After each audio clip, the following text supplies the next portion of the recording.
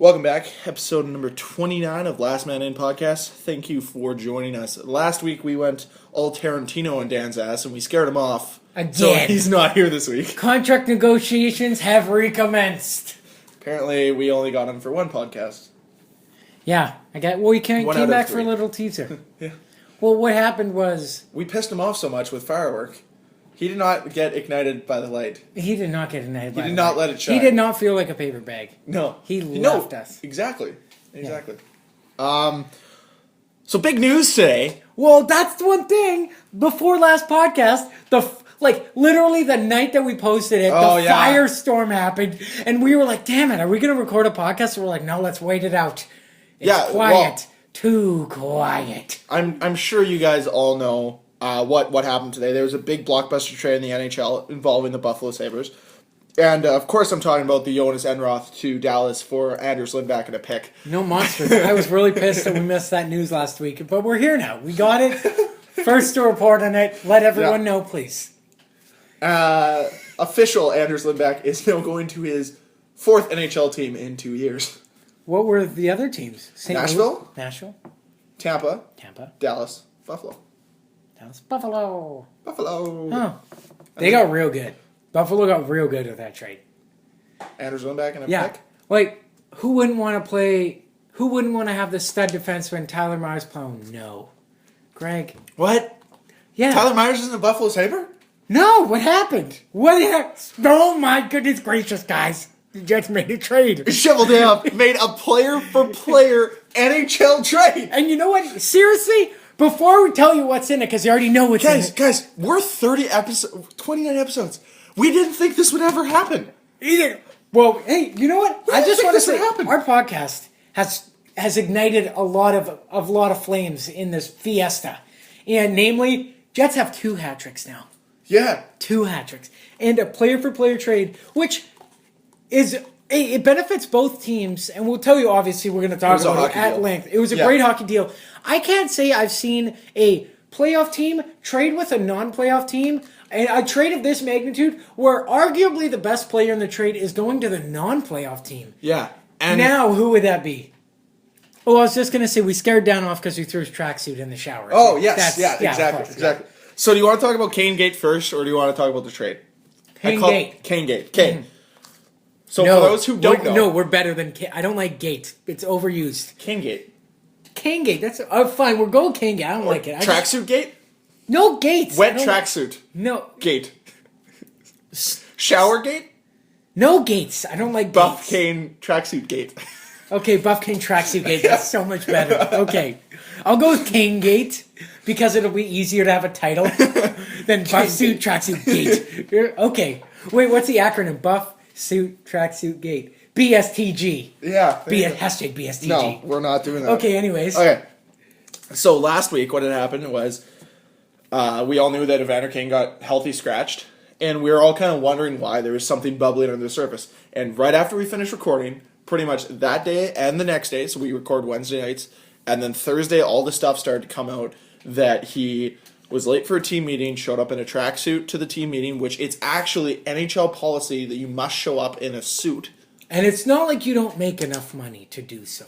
Sure, a big percentage of that goes to like taxes and all that, but you're telling me even per diem per day, let's just say hypothetically break down, it's at least, I would say a minimum $500. Guys. If you can't afford, Greg, you got a custom suit like a couple weeks ago. How much was it? It was like $570. That's customized. I bought a suit off the rack on Sunday. That was $170 clearance.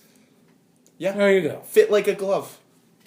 Like a glove? But it's not that. It's almost like he didn't care that he was showing up late. Well, now let's get into the rumors of the reason alleged. Okay, we all know Vancouver is Evander Kane's hometown. So, yes, you're going to go and hang out with your friends. Yeah. Apparently, what happened was Evander Kane, he was hungover. He went party. Oh, this is all alleged. Allegedly. You're never going to hear. Drank with allegedly people who were alleged age of consent. No, definitely age of consent, his friends and all that. However, what happened was he woke up and somehow didn't... Oh, he thought the meeting was going to be in the hotel, but he woke up late or something. So he went downstairs, went to where he thought the meeting was going to be, allegedly. Again, This is just hearing from the vine, like bird's nest, whatever, the wire, whatever you're hearing. This could be totally wrong too. If you know, direct message us. I'd like to know, or like send us a message. However, he went down into the hotel, finds out, oh no, I'm late, and on top of that, it's not here. So he hops in a town car taxi, makes his way to the arena, I'm assuming, and then that's where he showed up. The team sees he's in a tracksuit and not even the rules is a suit. So he shows up in this suit, and then they have their meeting and whatnot, and then they proceed to have practice and I guess a dry land training. Well, we all know Evander Kane trains a little longer than most, so apparently during this time, Dustin Byfuglien found his tracksuit and threw it into the shower, and this caused an altercation between Kane and Buff because this was a little more of, this is malicious. Like, this was an attack. I would take this on a personal attack on my being. Like, sure, it's a funny joke when you take a friend's shirt and throw it, but like, the only clothes that guy has, like, come on. Like, that was a little low. That was a little low, and then, so that's what came out, like, the next day. But here's what the funny thing was. It wasn't like, it had to have come from one of the leaders, whether that was Blake Wheeler, Andrew Ladd, Brian Little, Dustin Byfuglien, Mark Stewart, I would argue, are the leaders on that team. It had to have come from one of them, and one of them went to a journalist or a reporter and told them, and then the reporter probably said, is this on the record or off the record? Someone leaked it. They wanted this news to get out because they wanted to know, like, they were enough. It seemed like this was building and building. We knew from the outside there were problems in terms of, like, to us it seemed like Evander Kane didn't care about us. Well, apparently he didn't care about his teammates either, and he had the attitude of, I'm better, I don't belong here, I'm better than this, I don't deserve this. Yeah. And well, it bubbled over, and I'm assuming it didn't get handled as well as it could have been. However, now let's lead into Evander Kane. A day after that, announced, it came out that he needed season-ending shoulder surgery, and they left the decision up to him. The doctor said, hey, you can play, we can give you shots and whatnot and help you through this, but you need this in the offseason. The more you play, the more you can do damage, but you can still play, because I understand, like, they understood the ramifications that they were in a playoff run. Kane is a player who doesn't want to miss playoffs, so they were letting him play, but they left the decision up to him, and the controversial decision was, amid all this speculation and all these stories, that Evander Kane announced he's going to go through with the surgery, and I believe he did. Yeah. If he already had it. Yeah, he already had it. So he's out 4 to 6 months, so that's an injury there. However, during that time, it was that's when the trade rumors just started going. First, we got it from Vancouver. We heard it from Anaheim, but they backed off big time because they wanted him for the playoff run. And Washington was in there as well. What are we laughing about? No, I just saw something on Twitter. It's totally not hockey related. Oh, okay. It was just, yeah. What was the trade? What happened today? This has happened today. This so we're morning. Up to this moment. I just walked them through it. They're tired of hearing my voice right now. They're tired of hearing my alleged stories. Well, can I take you on a little anecdote of what happened to me this morning? Yes. So I woke up and I checked my phone and I noticed that Bob McKenzie had tweeted, Buffalo eagerly, really pursuing getting Evander Kane. And I thought to myself, fuck that. No, that's honestly what I thought. I got woken up by a FaceTime call from my dad. Like, my dad lives up north. I got a FaceTime call from my dad. Like, okay, let's be realistic. It was like 10:45. Okay, guys, I sleep in. I'm a night hawk. I'm not a morning person at all. My dad called me, and my dad and I, like, we have the same, like, very sarcastic, like, humor. Anyways, he's like, Kane got traded, and he's done this to me before, where, like, I wake up in a frantic frenzy, go to NHL.com, only time my dad laugh in my face when he sees that nothing happened. Well, my dad's like, Kane and Bogo got traded. And I'm like, where? What? And I'm freaking out, and he's like, it's happening right now on Twitter. And I'm like, no way. And he's like, yeah, turn on TSN. And, like, I thought he was kidding. I turn it on, and I see across the ticker. What did you see, Greg, when it got announced? Well, you saw McKenzie, and you're like, fuck that. What does Buffalo have to offer? I didn't even hear a team. I just saw it. Honestly, what I was saying, I was like, hey, kind of don't want Tyler Myers. And I'm like, what else? Don't want Cody Hodgson. Bad contract. Thought Mikhail Gurenko, but there's attitude issues there. It's like, okay, Sam Reinhart, but there's no way they'll trade Reinhart for Kane. Yeah, they've barely seen him. Yeah. And they're not trading Zemgus Girgensons. Like, they're not trading him. So I was just thinking in my mind, I was like, what would it be that we would get for Buffalo? And I was like, we're going to get a hunk of shit. And I was just tweeting from my account. I'm like, they cannot pull the trigger. It almost seemed like when I saw that they're just acting irrationally, like they have to get rid of Kane, they have to get rid of Kane. I was like, be patient. Offers are going to continue to come in. You're going to get something better. But then the trade came through. And the trade sent Bogosian, Kane, and Kasdorf. Jason Kasdorf, goalie from RPI in NCAA Division I. A Winnipeg boy. Yeah. He was drafted in the first year that the Jets came here. To Buffalo.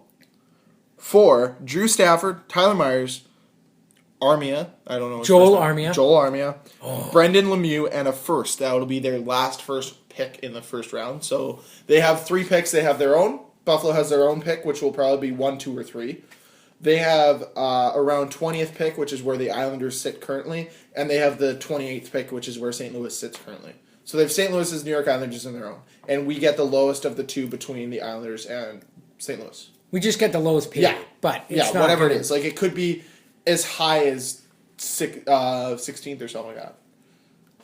Yeah. If both teams get eliminated, like, yes, it could be that high. Yeah. Which I'm totally okay with. So I wasn't a huge fan of this trade when it came out. But I've had time to kind of think and absorb what maybe Chevy was thinking here. First of all, what's your take on the deal? When I first saw the deal, I, like most fans, you know what? This is another thing. I briefly talked about it earlier. This helps both teams. These fan bases are like valiant fan bases. Mm-hmm. Winnipeg and Buffalo. Yep. Okay, when you think of Winnipeg and Buffalo, roughly like climate-wise, pretty similar. We both get dumped on for snow. We have just like... They had worse snow than we did. They have worse because they're coming off the Great Lakes. Like, I get that. Okay, so Buffalo, valiant fan base is incredibly loyal. Very loyal. Places to live, though. Like, it's not a nice place to live. When teams go on, like, road trips, this is the one, like, say if they have a day off the next day, they're going to fly into the next town that night after the game. They're not staying overnight here. No. We're not... I'm not trying to shit on my city. I'm just saying, in comparison to Calgary, in comparison to any other team, essentially, we don't offer much. No, same for Buffalo. Now, both these fan bases, sure, they've had cups and what? They've had cups. Most certainly, right? They've never had a cup? Sorry, whatever. Remember the no-goal thing? Oh, right. Okay, I'm sorry, my mistake. I should have known that. However... Valiant fan bases, they get shit on all the time. This trade gives both fan bases hope. It does. And you know what? Hope is something that's hard to sell, but when you get it, it's nice. Now, you asked me my original take. Tyler Myers. I was like, wow, okay. Big right-handed guy, like 6'8", 230. He's a big boy. Just seems to not be fitting in, mainly because Buffalo has been tanking for a couple years now. So it's hard to really... become your own when you're a defenseman. Not even that. It's just when you're surrounded by a team that's like stuck in worse than mediocrity for a couple years. So obviously the main piece is Tyler Myers, great defenseman. I'm assuming he'll be paired up with Toby, as we were talking about before the podcast started. The other guy, Drew Stafford, on an expiring contract, which Greg actually told me. Buffalo's holding on to half the salary, so $2 out of the $4 million. That's what I've heard. Yes. That's what you've heard. Okay, so it's not confirmed yet, but it's alleged. I read it on Twitter. Okay, well, I'll go with it. That's fine. Yeah, that's holding on to $2. Well. Drew Stafford, he gives the Jets what they need right now: a top 6 winger, right winger, for that playoff run. However, it all depends on how he performs if they're going to re-up him. Yeah. Now, what I like about the trade for Winnipeg, obviously they're fixing that alleged problem child with Evander Kane. By getting rid of Kane, it frees up a spot in the top 6 for either Patan or Ehlers. At least have a look next year. Yeah, no, it does. Probably Ehlers more than Patan. The other thing it does as well is it got Kane's contract off the books. So that 5.25 cap hit's gone. and you could potentially lose the Drew Stafford cap at 4. So essentially, what you have now is you have the potential to sign a free agent, and it also gives them more cap room to sign guys like Scheifele and Trouba in the next couple of years. And Bogo and Ladd, or not Bogo, Buff and Ladd. I'm going to do that Sherrod at the end of this year. Yeah. So I like it in that term. Now, obviously, the people are like, well, why is Bogo in there? Bogo was not thrown in. Bogo was a part of that deal because you have to trade, as Chevy said in his presser, you have to trade value for value. Mm-hmm. Now, Kane, straight up, probably could have fetched you Myers and I'll say... The first. The first, yeah. Now, Bogo, the Jets, as you know, do their homework. They have great draft. They have great scouts, great drafting. Now, they really, apparently, pursed really hard to get Brendan Lemieux in either the late first round or the early second round. It didn't happen. Buffalo took him second, 34th overall, yeah, or no, 32nd overall. 32nd overall, yeah. He was projected to be like a late round first, but teams just take for best. I'm one who I would like to draft for position, but it's dangerous drafting position when best players are on the board. Yeah. Let me give you an example of drafting best player compared to drafting. Ole Mata for London Knights a year of his draft. He was still kind of questionable. The Flyers have always needed D, but they were content with where they were sitting out D. So they wanted to draft for depth, what they needed. Centerman, allegedly. That player, Scott Lawton. They took Scott Lawton 4 spots before Ole Mata. Now that I look back in time, holy sweet mama, I wish that was Ole Mata. Yeah. But you draft for what you need. Best player available is what you Best draft. player available, yes, of course. At the time. It's Depending, very obviously. It's very easy to say in that draft year, this was the best player at the time. As you can say, Bogo was a better player than Pietrangelo at the draft. Yes. Yet he was picked. Now, if you look at it, you'd say Petro's a better player. Of course. In comparison to that. Now, Bogo was put into there because, Buffalo is they're a rebuilding team. They're going to need some pieces, and obviously they just lost their best defenseman. So, Bogo's a good 3-4D. I would say he's not a 1-2. He's a good 3-4D. Now, he'll probably play with Josh Georges, though. Yes. Now, Bogo, he put into that, and that fetches him Joel Armia, which is a pro. I was texting in the group with Dan and Greg, seriously, in the Wayne Simmons, and I'm only using Flyers because I know it. I know their history, but in the Mike Richards trade to LA for Braden Chen, Wayne Simmons, yeah. Braden Chen was a piece, and Wayne Simmons was the throw-in guy. I could see Bogo flourishing more than Kane, per se, right now. Obviously, it's easy to say. Yeah. But now Wayne Simmons is that guy. He was the gem. I think the gem in this draft, this trade, Joel Armia. 6'3", 190, moves like the wind, got fast. Greg, you're going to love this guy. His go-to move. I'm going to tweet it from the account. He's got a highlight reel shootout move, but I'm gonna tweet a video that just says it's gonna not be the greatest quality, but a highlight reel. His go-to move, Greg, is a toe drag, and I can't say I've seen anyone better at him in the last couple years in the draft than him for the toe drag. Okay. He is on point. Joel Armia, he's a second line right winger for the future. He's got it. He's gonna be opposite Ehlers. Oh wow. Maybe not second line. Maybe. He'll be opposite Ehlers until obviously Wheeler and Ladd and them get a little older, digress a little bit. But he is the answer to Ehlers, and he's a bigger guy. He can hit. He can. I don't know if he fights necessarily. He can move. And then the other guy, Brendan Lemieux, he doesn't score as much, but 6'1", 200 or something. 6'1", 220. Yeah. What? He's 17. No, he's 18. He's stocky. Wow. Yeah. And his dad was pretty good. Claude Lemieux. And he apparently has a streak like his dad too. Which, if there's anything to be excited about, I mean, sure he doesn't have the greatest set of hands or anything like that, but he's projected to be probably if Dan was here, he'd say second liner, but realistically third line. He's going to be a pest, and you know what? I think he's going to be a fan favorite. He'll be our pest. He'll be our pest, yeah. He'll be our Brad. Look at your reaction. He's he's going to be like his dad. Oh, no, mama. Yeah, it's if he can be anything like Claude, that'd be great. Obviously, what Cam is saying is fantastic, and I think I kind of was thinking about this on my walk home today. there's three kind of things. There's three terms in a trade that I'm looking at, especially with this. There's short term, there's the middle term, and then there's long term, right? Mm-hmm. So short term, Winnipeg wins the trade because Kane's hurt for the year, Bogo's always banged up, and really Kasdorf isn't there yet. We are getting two guys that are going to slot in, Stafford immediately, and Myers who are going to slot in right now. Yes. So we win that in that sense.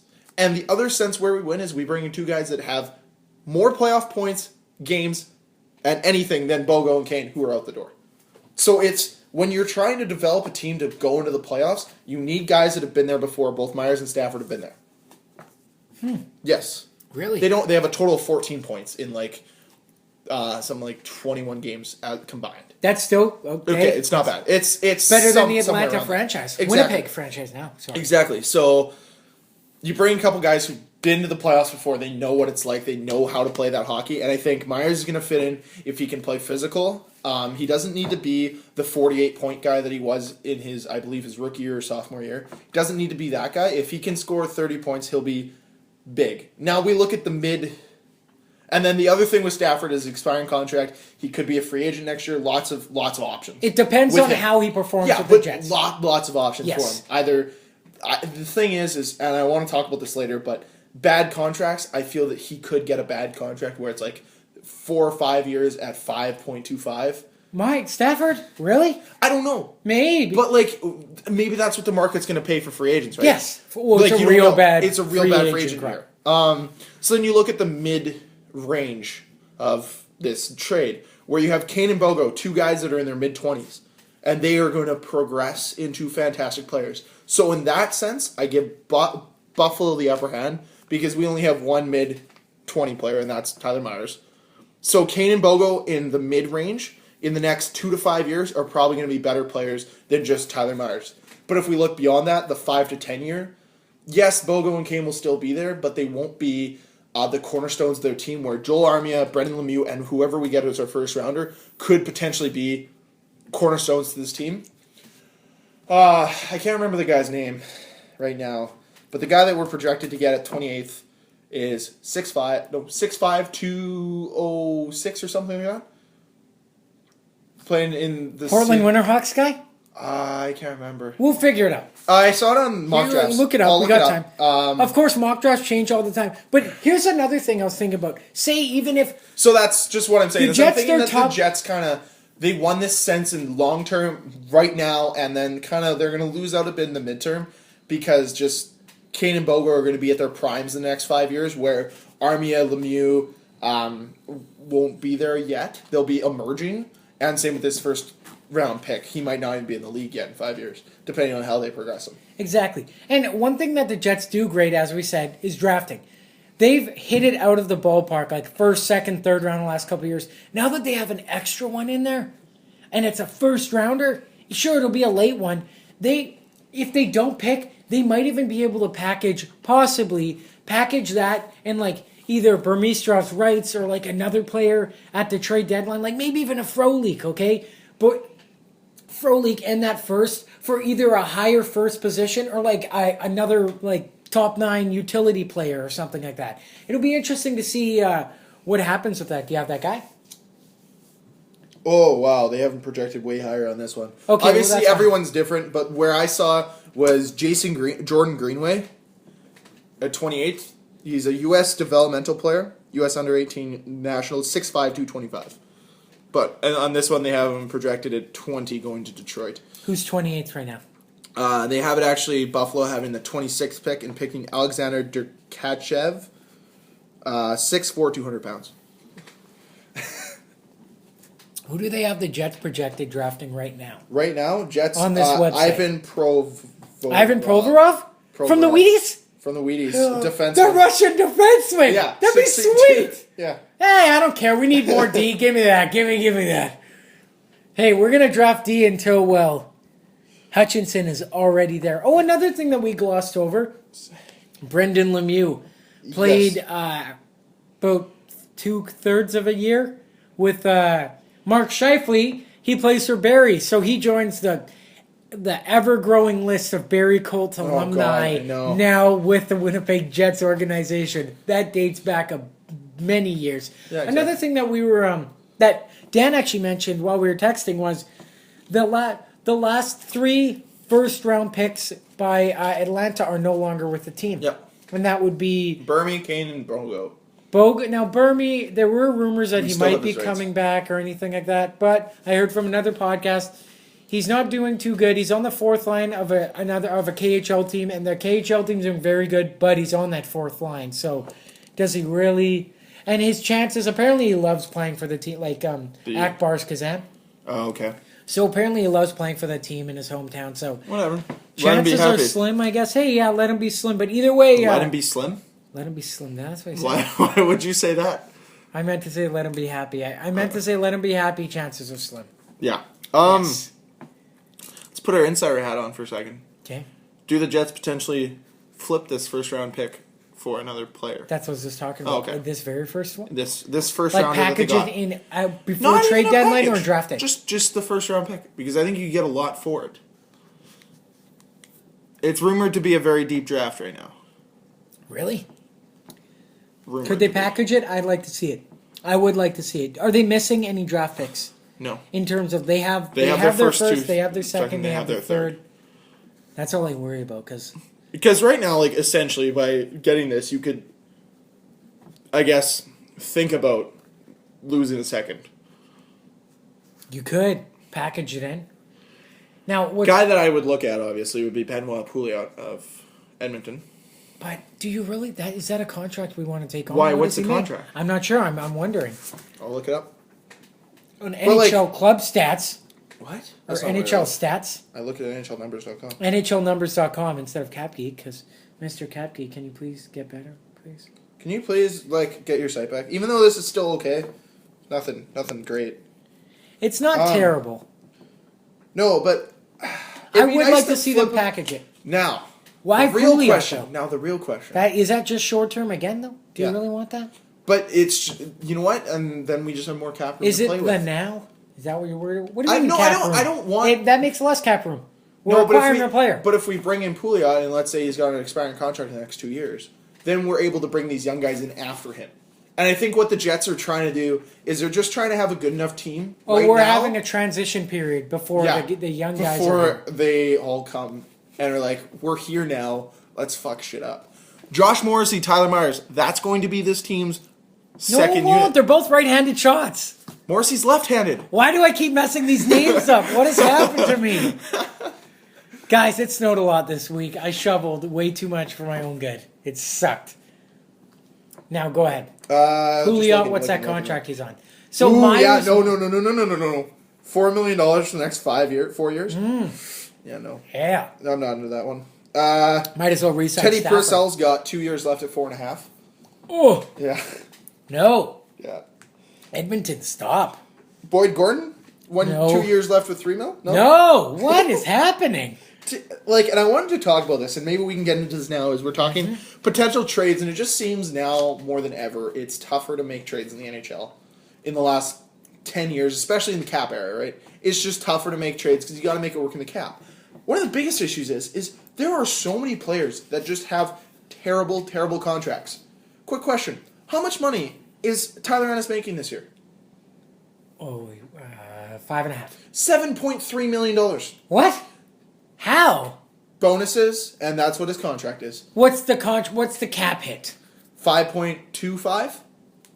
And he makes over 5.25, almost over 2 million. 2 million and change in bonuses. Dude, I'm not lying. What bonuses is he hitting? Games played? That's the only one he's going to get. 4.6 is his cap hit, 7.3 is his salary. Yeah, in bonus. Oh, mama. Wow, so he's already paid out the last little bit. But and then you look, this is the one thing I'm trying to figure out, and they've already updated Kane stuff. It says they've already updated this website, so they're on the ball right now. They have the trade done. So let me look at... is Kane wearing 9 in Buffalo? Probably. Tyler Myers is going to wear 57, which is a real nasty number. Yeah. Real nasty number. Number 12 is being worn by Drew Stafford. Yeah, and Joel Armia, I'm sorry. You're either going to have to fight the citizens of Winnipeg because they're not getting 10, or fight one of the biggest citizens in Winnipeg in Dustin Byfuglien for 33 because that's what he wears in the AHL. Which, I don't know if you could win that battle. I mean, I don't think Kane won that battle. But now, while you're looking at this stuff, bad contracts. I was just wondering. Now, if we want another trade, are we gonna force that person to wear a tracksuit and then walk into Buffalo at practice? Maybe. Is that all it takes? They're saying what it's going to be now is Buffalo comes down. It's going to be tracksuit night at the MTS Center. Just for tracksuit night. Now, here's my question to you: does Kane get booed? Do either Kane or Bogo get booed when they come back to the MTS Center? No, I don't think so. Maybe Kane. Unfortunately, I think they do. Kane, which sucks. Kane will get booed. Bogo did nothing to. I don't think in the public eye, Bogo did anything wrong. No. Now there were many speculations on what Bogo did and did not do with his time here in Winnipeg. Yes. And his influence on younger players on said team. We're not going to get into that. No, we won't. But I don't think you can hold that against him. He didn't do anything wrong for us as fans. Exactly. He was nothing but nice. I had the pleasure. I had the pleasure of meeting Bogo and sitting down with him at a charity event, and he was forced to answer my stupid questions for 2.5 hours because he couldn't leave that table. I was sitting right beside him, so I didn't stop asking questions. Now, we're gonna quickly wrap this up, and we're gonna get into bad contracts in a second here, and into the mailbag. But Kane and Bogo have now become the best plus-minus players on Buffalo. Okay. Going there, which is absolutely they have nobody in the pluses. They have 3 players, and they combined for 6 games. Okay, and who were those players? Joel Armia. Awesome. And I can't remember the other 2. There are 2 guys that don't play a lot. I can't remember them right now. Wow. You know what? They have a lot of Drew Stafford comes here with minus 18, and Myers. Oh no, yeah, and Myers comes here at a minus 15. So it'll be interesting to see what those numbers are at the end. But I want to wrap this up. So last thing I'm going to ask you: why is Tyler Myers is making $5 million this year? Cap hit of 1.774. Explain that one to me. Payouts. Maybe. Bonuses. So he's 5.543.53. Well, that's if you look at can you look at Shea Weber on that website and tell me what he makes? Sure. Because will tell you that. Shea Weber, I believe the way one of the years in his contract is structured, his cap hit was 12, but his actual contract hit was 12 million and his cap hit was 2. Because when July 1st dropped the cycle of the new year, they had to pay him $10 million as a part of his contract. $14 million cap hit. Yeah, 14. So he makes $4 million, and then his bonus is 10, I believe. So he's 12. 14. His cap hit's 7.857. So whatever is the remaining for math, he gets paid that out bonus. July 1st at the start of each year. That's crazy. Okay. I like how Tyler Myers' contract is also descending and not ascending. Yeah, it is descending. Like Bogo's contract is the opposite. Same with Tyler Myers is descending too. Yeah. Okay. So let's move away from this. And let's move on to bad contracts. Okay. Or immovable contracts. Okay. Let's start first with obviously the obvious one, Mike Richards. Okay. Who was dropped down to the minor leagues and essentially not movable. Okay. At least LA's felt, and a lot of teams don't want to take on that salary. Then we can obviously talk about David Clarkson, which might have been the worst signing in NHL history. Cody Hodgson, guy that's making $4.25 million a season. And he's a healthy scratch. He's a healthy scratch. The list can go on and on. There's a lot of players that you look at and you wonder, why are they making this much money? We talked about it on this podcast. Funny how things are relevant now with Matt Niskanen and Brooks Orpik in Washington. Yes, it's working right now, but those contracts are awful in the long term. Ville Leno signed one a few years ago in Buffalo, which luckily got bought out. You look at Vincent LeCavalier's contract, even in Philadelphia. Thank you, Paul. Again, way to go, Paul. Smash. But it seems to be a trend that we overvalue everyone in this league. And it's just so hard to move contracts because of that. And in a sense, you have to really reward teams like LA, even though you can talk. They've never given a Mike Richards contract. They just took that in, right? You got to commend. And it worked for them in terms of what they wanted. Commend LA. You got to commend Chicago, even Boston to an extent, that they can always seem to be a contender, even with the confines of the cap and the fact that it seems those teams never sign bad contracts. It's everyone trying to catch up to them. You could argue maybe the Taves and Kane are bad contracts. I was but about really to. Not. It's for what? Okay, for what Taves and Kane bring to the table. that is not a bad contract. You can justify that contract because they are the leaders. They do it. They score. They do. But it's my question is why is it that everybody overvalues talent, and it just seems to be so.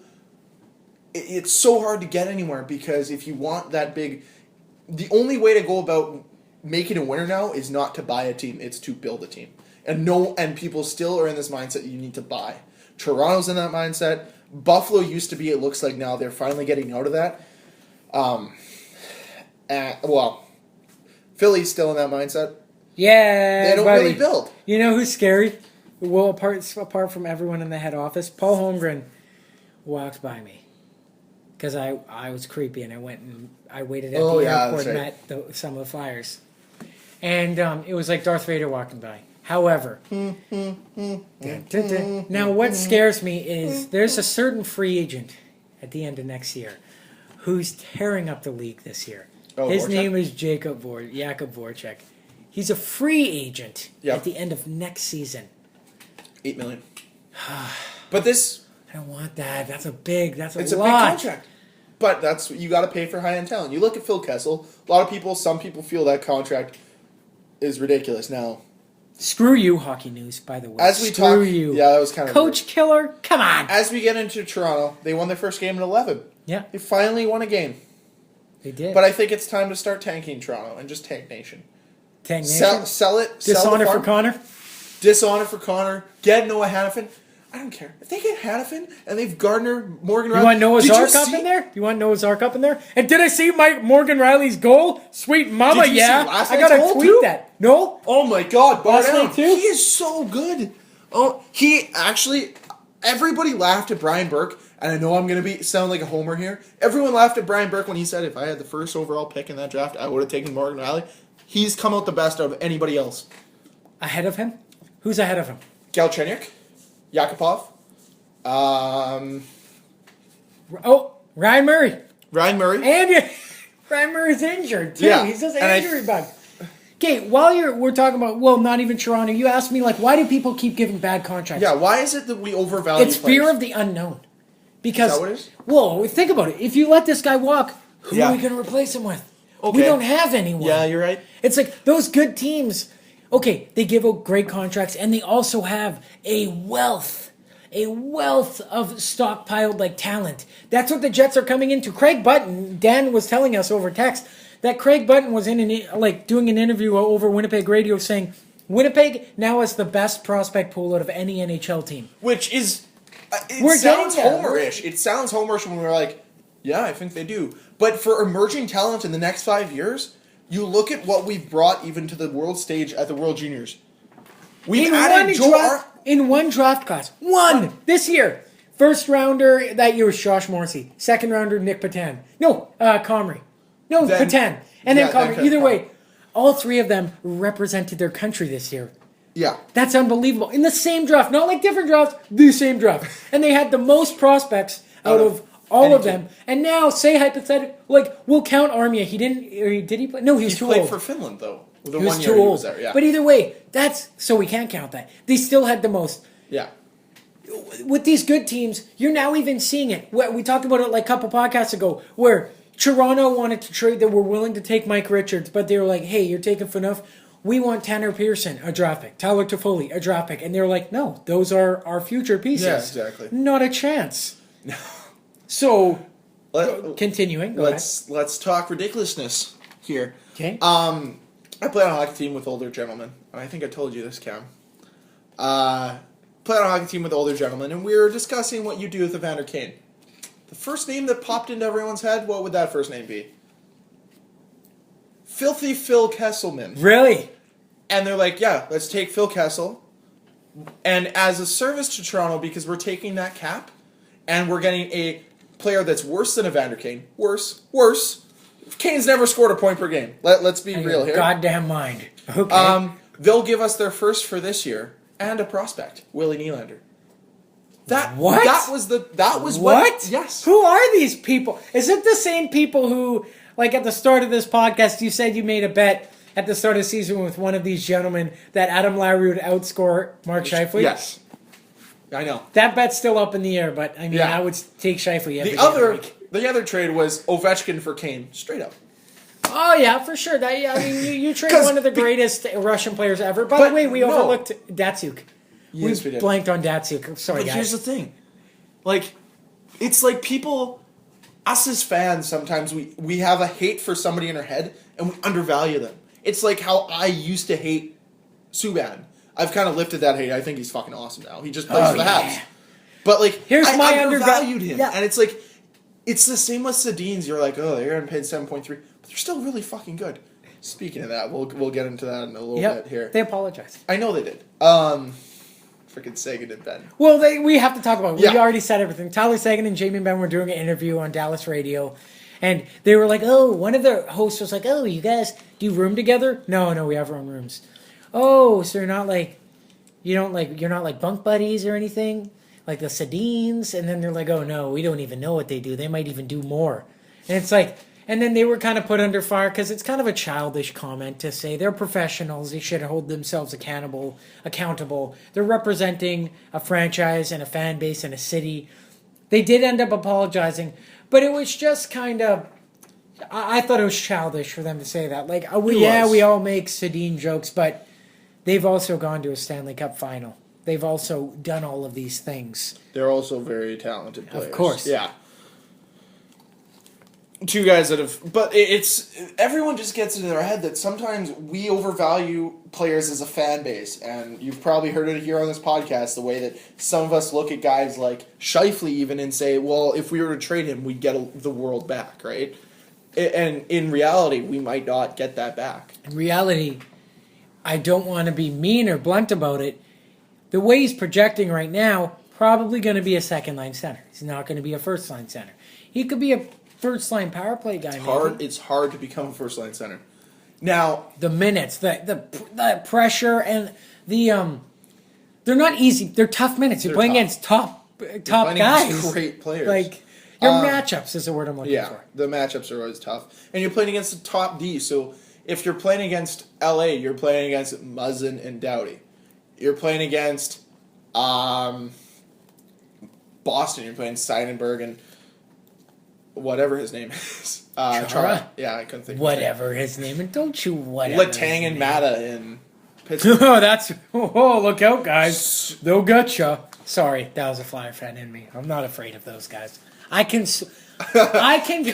because Flyers have the Penguins number. I'm gonna confidently say, if you and I were on a 2-on-2 with Letang and Mata, give me the puck. I could split that D. I could split it. I could split that D pairing. I could do it. This is what I mean. I'm undervaluing them. Exactly. They're overvalued to other people. I don't think Letang's a top 5 defenseman in the league. Top 5, that's confident. Yeah, I wouldn't put him top 10. No, I'm not even. I'll take the Flyer fan out of me. He's not a top 10 defenseman. No, you're right. No way. He didn't make the Olympic team last year. No, I don't even base that. There's 16. There's astronomical snubs on that Olympic team. Oh my god. Astronomical snubs. Claude Giroux, you joke. You mean Nazem Kadri? Yeah. Oh yeah. Nazem Kadri is the first name that came to mind for sure. But okay, if we're you're playing against top D pairing, so it's tough. Now, what were you getting at with this Scheifele, though? Oh, how we overvalue and undervalue other people. Exactly. Now, but for the Flyer fan in you would look at a guy like, let's say, Sean Couturier. Beautiful man. But I'm realistic. Or top best scenario, he's second-line center. Okay. In reality, third-line shutdown guy with offensive capabilities to run the second power. Now, actually, I just came up with an idea, and this is going to be my Jets mind thinking again. Okay. Not a Flyers, but a guy that you've probably seen a lot being a Flyers fan. Expiring contract. I don't know if this team would be willing to get rid of him, but you package a couple draft picks, like the first rounder that we got from Buffalo, and maybe like a third for Chris Kreider? Or is that too much? You know what's crazy? Last night, like while at work, I was talking to a couple people about who would be possible landing destinations for Kane. And in my head, every time Kane came up, Rangers. And I'm like, well, who would we take? Chris Kreider. Chris Kreider? Chris Kreider would be the other piece, the other main piece. He would be the Drew Stafford of that deal. Who? Kreider? Kreider would be the Kreider Drew would be Stafford the of Myers. To me. Yeah, okay.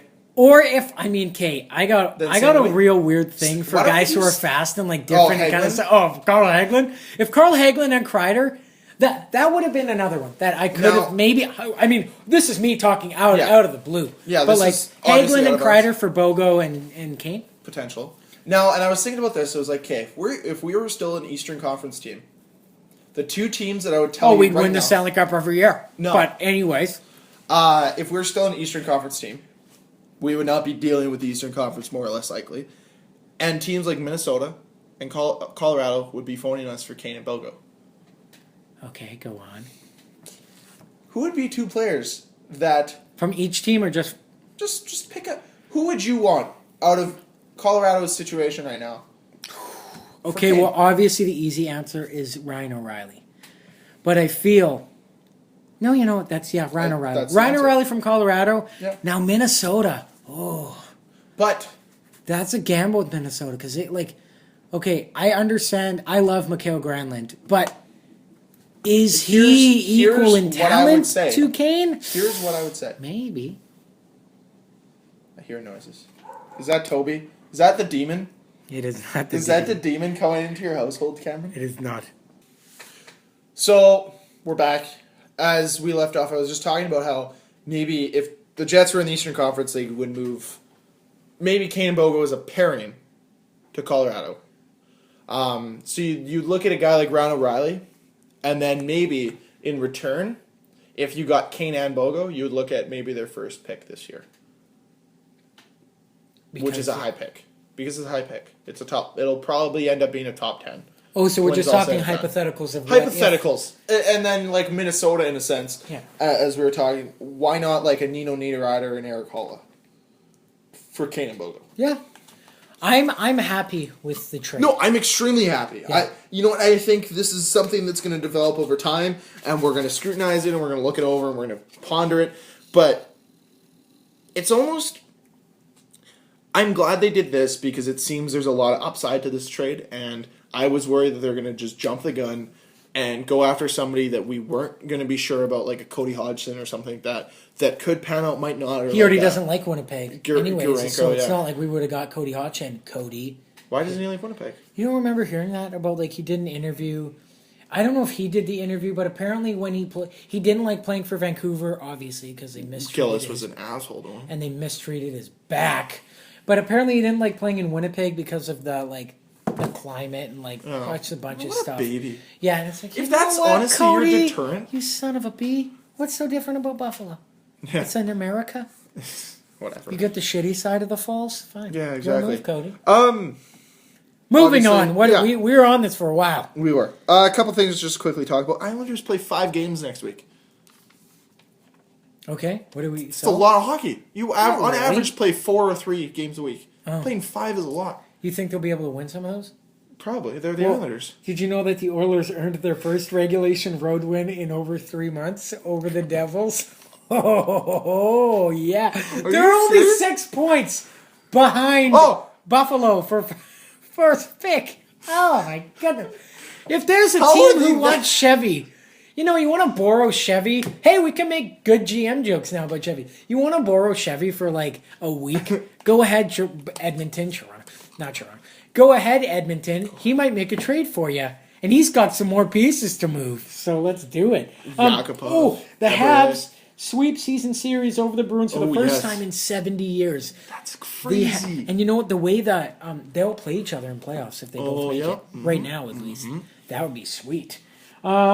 What else? Oh, I'm going to tweet these, so I won't talk about them too much, but Torrey Krug and Ryan Strome fought each other, and McKinnon fought Eriksson. Now, why I talk about this, it was Strome's first fight and McKinnon's first fight. Yeah.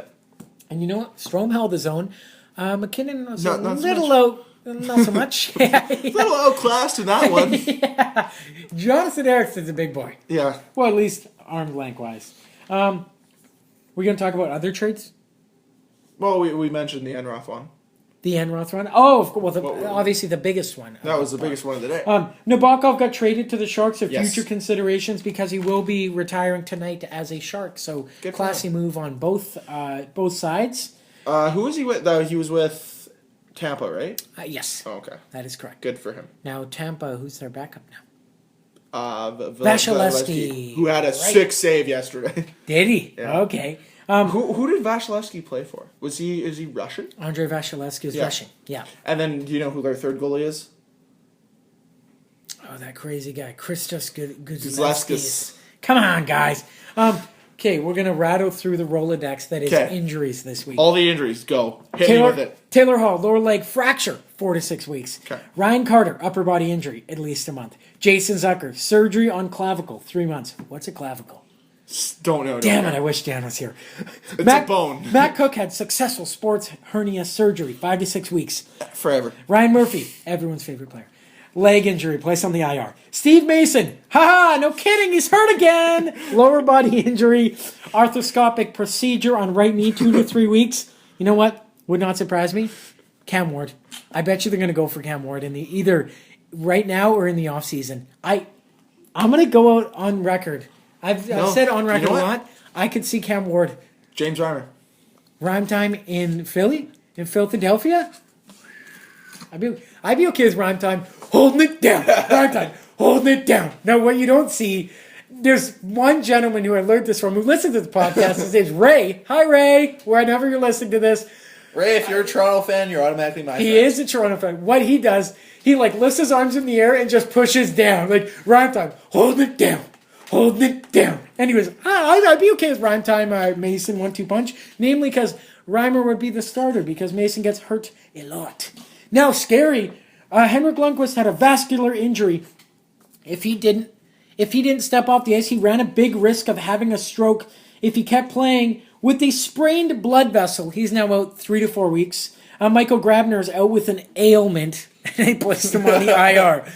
Can you pass me an ailment? Ailment. Sounds like something an old person would get. Yeah. With ailment to my left leg. He'll look like an old man one day, walking down the street. Just put ointment on his ailment. Ointment on his ailment, that Tiger Balm. You remember that stuff? Did your grandma ever give you that? Grandpa? They stunk. And then Ryan Murray, as we talked about earlier, is out 4 to 6 weeks with a high ankle sprain. Fines. P.K. Subban joins the Embellishment Club. $2,000. Good for him. Milestones now. I don't know if you have anything to note on this.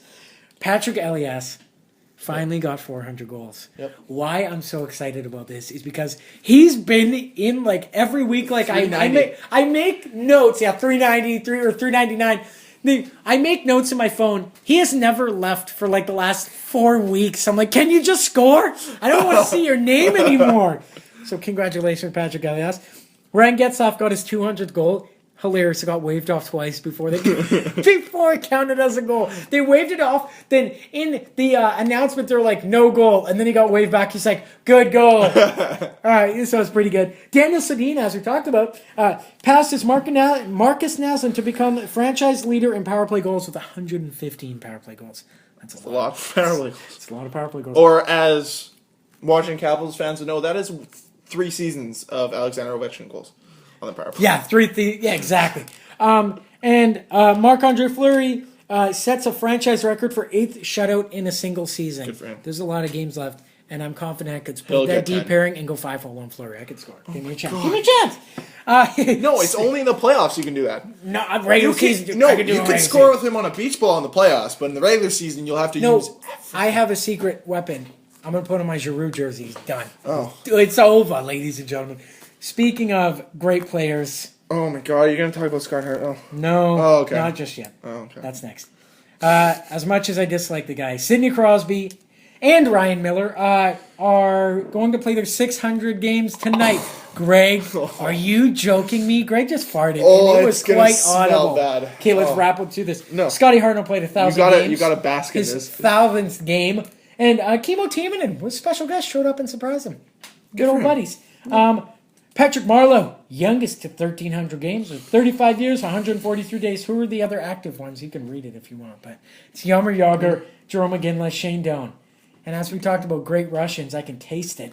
Passes That's Sergei the hot dog Fedorov, I had today. He passes Sergei Fedorov for 5th on franchise assist list at 555. He's only 5th with 555.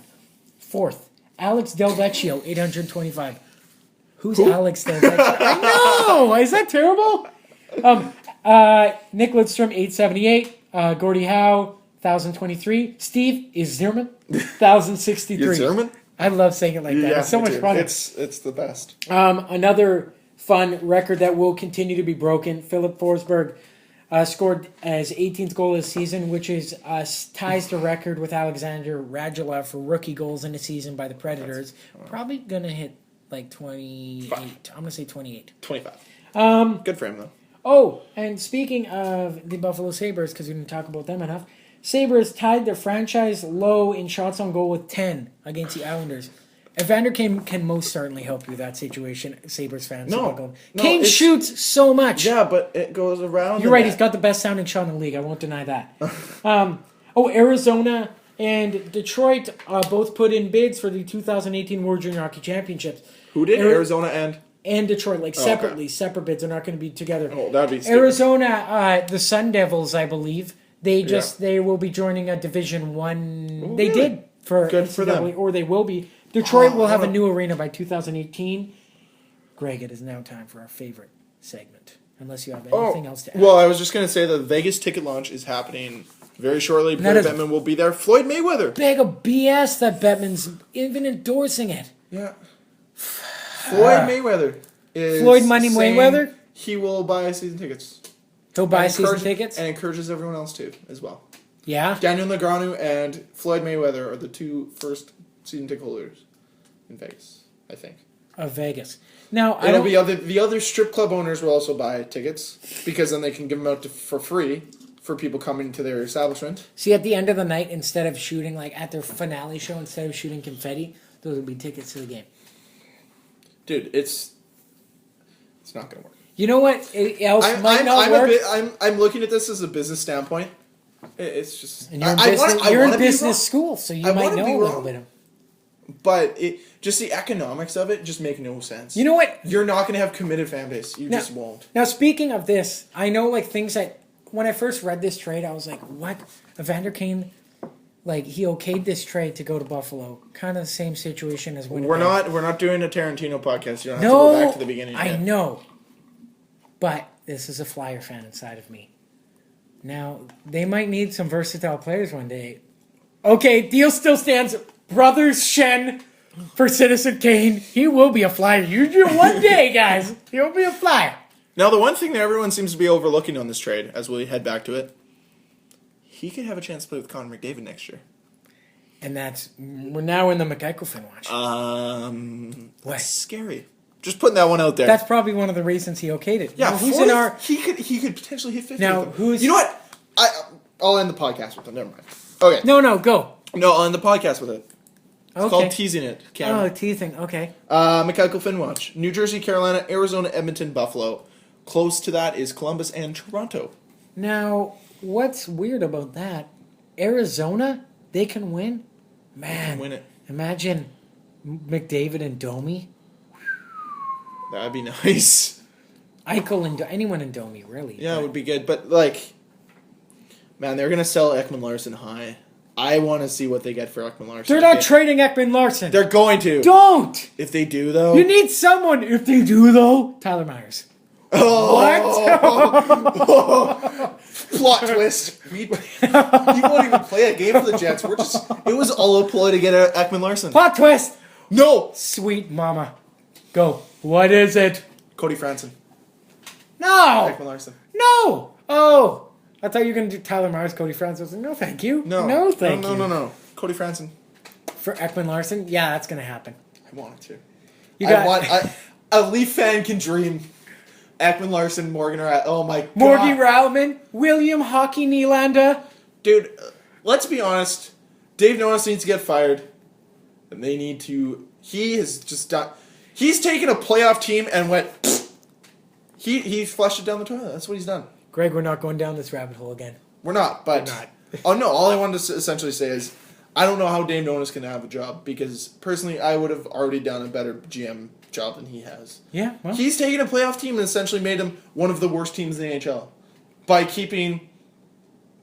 signing terrible contracts and letting players like if Clark anything MacArthur happens and between Nikolai then Kulemin and between now and next week, we'll talk about it. Well, yeah, I want to get that. We're so close, Greg. We're so close. Let's stick under the hour mark. We can do it. Together we can. Yep. I'm going to hit this end button. Okay. The thing I want to end on today is I hope that both Zach Bogosian and Evander Kane have very nice careers in Buffalo. I hope all the best for them, even though that I have hated on them in the past. I really hope the best for them because I think they're good hockey players and I think they deserve to find success and to be successful. So that's my heartfelt reach out to I agree with Greg, but I reluctantly agree with Greg because I pushed over the hour mark. Whatever. So close. Those extra 3 seconds, or those extra 60 seconds. Aren't you going to be with a numbers guy? Yeah. You know the difference between 24, 25. That's fine. Not 4, not 5, not 6. Maybe Tyler Myers will come in and will be like, no, guys, I'm 6'8". I don't know. Yeah. Are you going to get a Tyler Myers jersey? No. I might. No, I won't. No. I don't think so. Number 2 jersey is either Ehlers or Patan or Morrissey. Those are my picks. All right. Mine are Jake the Snake Voracek or Citizen Kane alternate for the Flyers. What number would Kane wear in Philly? 9. Is there no 9? Isn't 9 retired? No? No, sir. No one wears it right now? Nope. Okay. Steve Downey wore it. Might be the best fit then. Based number fit? Yeah, it could. All right, closing words, Greg. Don't sign bad contracts. Actually, I hope the Jets make another trade. I like this. I like actually having stuff to talk about. Not just like hypotheticals? Not hypotheticals. They actually did something. You know what, Joe? Dan was jazzed about this trade. He was happy. Yeah. I was excited for this. You know what? I think it's something for Jets fans. And I really hope that it helps them in the long run as well. Hope this Joel Armia guy, one of the most looked up hockey DB guys of the day, probably. Him and Brendan Lemieux. Oh, well, most certainly. Yeah. Somebody also tweeted, they're like... Chevy blew up Twitter today, is what he did. This might be the most media coverage Winnipeg's had since the team's returned to Winnipeg. They've just been flying under the radar all year, and this trade might have put them on the radar, which, I don't know. But the one thing, like I said, might get overlooked is everyone said how they needed to be beefier in the Eastern Conference, or in the Western Conference. Both Myers and Stafford have not had histories of injury, but Bogo and Kane have. And if they want to play Maurice-style hockey where they have to play rough and tough, maybe 2 guys that don't get injured as often is what they need. Yeah. Well, and they got, consistency. Yeah. And then you could build chemistry in the lineup. Very easily. I'm thinking projected lineups for next game. Let's do Sherratt Buff, Trouba Stewart, Myers Toby, yeah. Yeah. Not in any particular order. But. No, yeah. I feel bad for Jay Harrison. I really wish that he could find his way back in the lineup. I don't know why Buff's going back to D. Kind of seems a little weird to me. But I guess they got to put best friend on third line. Although he's no one's best friend anymore. Oh no! I didn't realize that. Yeah. Oh, now that's literally the worst contract ever. So you'd rather have David Clarkson for front. David Clarkson brings less than Chris Thorburn for... No, he doesn't. 5 times the money. He doesn't. What does he bring? Good looks. Looks. I don't care. I don't care about good looks. Great number. Okay, you know what? 22 is a real good Here's number. the things Clarkson brings to the team. Great attitude. He's a great guy in the locker room. Great community service guy. It ends there. He doesn't know how to pass. We know this. Thorburn at least makes passes. Sometimes. Thorburn is the toughest guy in the NHL in terms of, man, you lose a lot of fights and you keep fighting. I don't know, man. You're a little crazy. Man, that nose grows by an inch every year. That is not nice to say. It's scar tissue. From everywhere. Is that what it is? Someone got know it. Oh. I wanted to go one episode without you singing. One episode. Never lonely.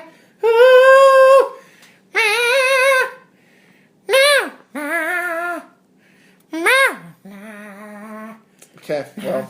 I don't know where you're going with this. Is that a mix between a cat dying and me singing? That is. I think that's just a cat dying. We interrupt this podcast to bring you a cat dying. It's actually Cam trying to play with a cat. And it's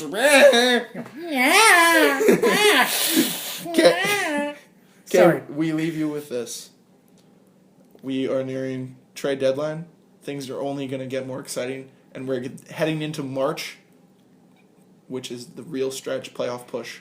Hashtag playoff push 2015. Hashtag playoff push 2015. Hashtag Jets, please avoid that slide because that's we're doing tough slide. Hey, you know what? On a positive note, we'll end this on a positive note. 4-game point streak for the league for the There Jets. you go. And Until they got next 5 of time. 6 on their last homestand. 5 of 6. There you go. Yeah. So until next time, I have been Cameron. We are going to try to bring Dan back. I mean, can we though? I mean, we filled his void at Drew Stafford and Tyler Myers, and arguably my singing voice. So I mean, well, I must say, I wanna maybe know- the way to encourage him to come back is to throw his Ilya Kovalchuk jersey in the shower. You're right. I was just gonna say we're awfully close to a certain someone having to pay off a Trizza pizza bet. That's right, Alexander Barkov. As of this starting the podcast, 31 points. And what was the bet? 38. All he has to do is hit 38. We get Trizza pizza. Yeah! Yay! Wait, that's the highest score in Florida Panther? Since last year. Hey, did you see what happened to them last night? No. Luongo let like the weirdest yeah. goal. I'll tweet that. And they still won like 6-2. Oh, jeez.